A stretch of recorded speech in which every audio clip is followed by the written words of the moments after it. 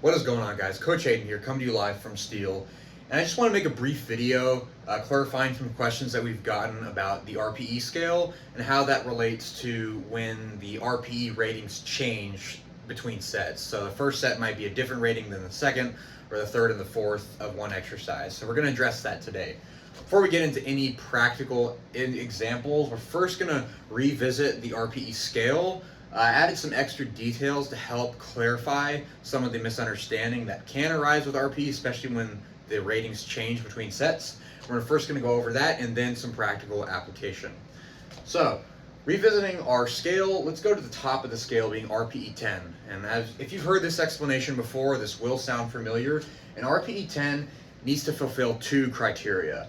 The first of which is that there are 0 reps in reserve for that set. So if you're doing a set of 5 on the squat, for example, you complete your 5 repetitions and then you are able to evaluate to yourself that I have 0 reps in reserve at this weight. Also, not only that, you could also not add any more weight, to where there's no way that you could add 2.5 pounds, be able to replicate that set and keep the same intensity. Like, you'd be able to complete all 5 reps. If you couldn't do that, then that means that the weight that you got for that first set, that is your RPE 10. There's no way that you could do any more reps and you couldn't add any more weight and complete those given reps. That's an RPE 10. And if we go down the scale, you'll notice that we don't only just have the whole number ratings, but we also have the 0.5s in between those ratings. And that's going to help us explain the questions we've been getting about RPE. So down from a 10 is a 9.5, to where you still have 0 reps in reserve. You couldn't complete a whole nother rep, but you could add a little bit more weight to get you to the 10, to where there's not any extra reps that you could complete with that weight, but you could bump it up just a little bit. You have that capability. That's the 9.5. And then as we go down, we have another whole number rating. We have 1 rep in reserve, and you could not add any more weight. Otherwise, you would bleed into the 9.5 and 10 range. 8.5 is still 1 rep in reserve, but you feel like you could add more weight to get you to the 9 rating. And this goes on all the way down to 7, because anything below 7 is more warm-up, and we don't really rate warm-up sets with RPE. It's just not really effective or productive. So now that we've covered this concept, let's carry this over to a practical example which we've had lots of questions about, being when the RPE changes per set. So let's say that you're on day 1 of our new program, and you get to the last exercise, or superset. The last exercise is lateral raises, at least for the first 4 weeks of the program. You look at your whiteboard and you see that you have 4 sets of 10 at 7, 8, 9, and 9. So your first set is at a 7, your second set is at an 8, and your last 2 sets are at RPE 9. So how do you determine how heavy your dumbbells should be when you're doing your lateral raises? How do you know when to increase the weight and when to hold back? Sometimes fatigue, not even changing the weight, just how tired your shoulders are, can take you to that new RPE. So how do you know?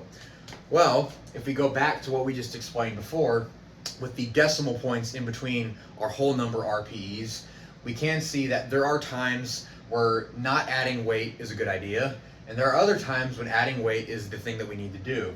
So let's walk you through this practical example. You walk over to the dumbbell rack, and let's say you pick up 10s. You find that 10s will probably get you close to an RPE 7. So you do your 10 reps, and you end your set, and you think to yourself, I could complete 3 reps. I think that's something that I definitely could do. And I feel like I could add a little bit more weight, so I'm not quite at an RPE 7. You might be at like a 6.5, which is invisible, but down here. And that would mean that you definitely need to add weight for your next set, because it's not likely that fatigue is going to take you to that RPE 8 set, at least not predictably. However, if you, in another alternate universe or for a different person, if you go over, you grab those 10s and you do your 10 reps, and you think to yourself, it's probably closer to 2 reps in reserve, but I could add more weight. So it's not quite at an RPE 8, it's like right in between.